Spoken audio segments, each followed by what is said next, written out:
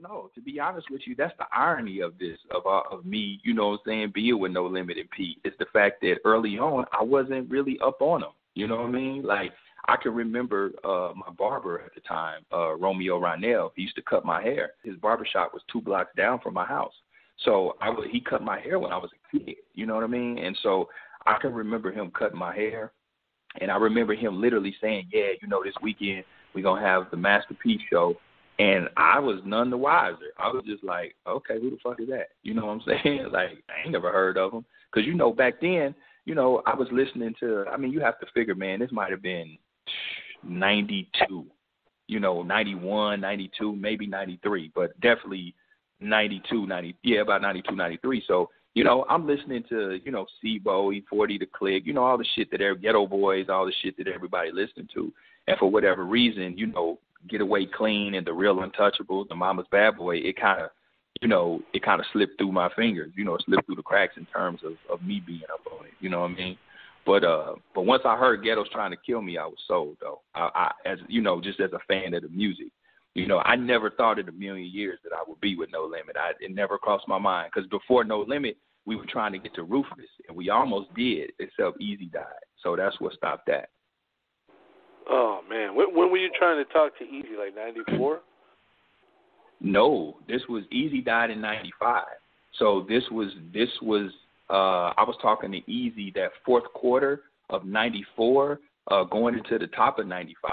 And I used to call Ruthless Records all the time, right? And I would bug the shit out of this woman up there named Cassandra Ware. And I say probably about maybe January, February, she had told me, she was like, yeah, you know, he finally heard your tape. He liked it. Woo, woo, woo. You know, somebody's going to call you. We're going to make this happen, Courtney. We're going to make this happen. And he died that March. You know what I'm saying? Yeah. And so when he died that March, it was like we just had to, you know, it was like, fuck, back to the drawing board. So we just started, you know, sending out tapes again. You know what I mean? But, yeah, we was trying to get with Ruthless initially. What was it like, you know what I'm saying, when you were on that Down South Hustlers? You know, you guys, CCG and Dayton Family, those were the two Midwest groups on that project. Right. Right. To be honest with you, man, I mean, it was you know, you got to think, man, I'm 17, you know, fresh out of high school, you know, about to be 18 years old, man. So it was, that was big. You know, looking back on it, bro, I was just a bright-eyed kid in the hood with a dream. You know, I didn't really understand. I understood the magnitude of it, but then not really. You know, when you're doing it in real time, like think about it. When you ask, you know, Dr. Dre and Snoop Dogg about the Chronic, you know, they were just in there doing what they do. They had no idea that it would become what it became. You know what I'm saying? So it was like, you know, I was just a kid fresh out of Kansas City, me and my partner Cisco, you know, and you know, Pete was like, hey, I'm going to put you on this compilation. We was like, cool, you know what I mean? And, of course, we're thinking that, oh, shit, we done made it. This is about to be it. You know, then we get out there and P is like, man, let's do an album. Fuck it, y'all want to do an album? We like, yeah, let's do it. You know, so it was an experience that I'll remember forever, to be honest with you, you know, because it showed me that it really could happen, you know, and you got to think, he took us from Kansas City, had us out in the Bay. I had never been to the Bay. It was my first time, you know, and he treated us with such hospitality. You know, he treated us like little brothers, you know what I'm saying? Him, Serv-On, KLC, Moby Dick, like they welcomed us with open arms, you know what I'm saying? Like you would have thought that we'd known each other for years, you know what I'm saying? So it was cool, man. It was cool. And I mean, even at the time, Tobin and George, it was the same way. They accepted us with open arms the same exact way, you know. So that was a great time, man, to be very honest with you. That was a dope time.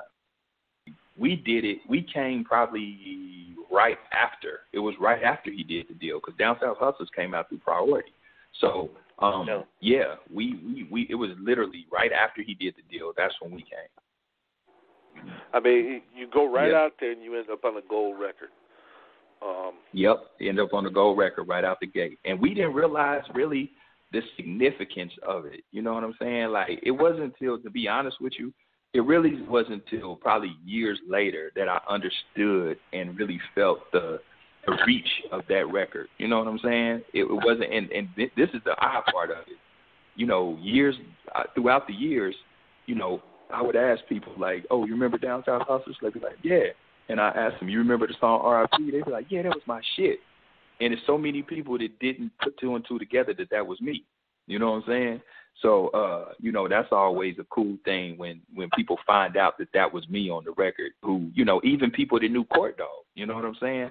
Because, you know, CCG never really got a chance to really be marketed as aggressive and as consistent as Court Dog. You know, Court Dog kept going. It's like CCG stopped, but then Court Dog just kept building and building and growing. But people just didn't put Court Dog together with CCG from Down South Hustlers. So, you know, that was always a thing over the years. Make sure to subscribe to the channel, hit the bell for notifications, like, comment, share. Also go over to UGSforlife.com, download the entire archive, and check out new episodes on Apple Podcasts and Blog Talk Radio.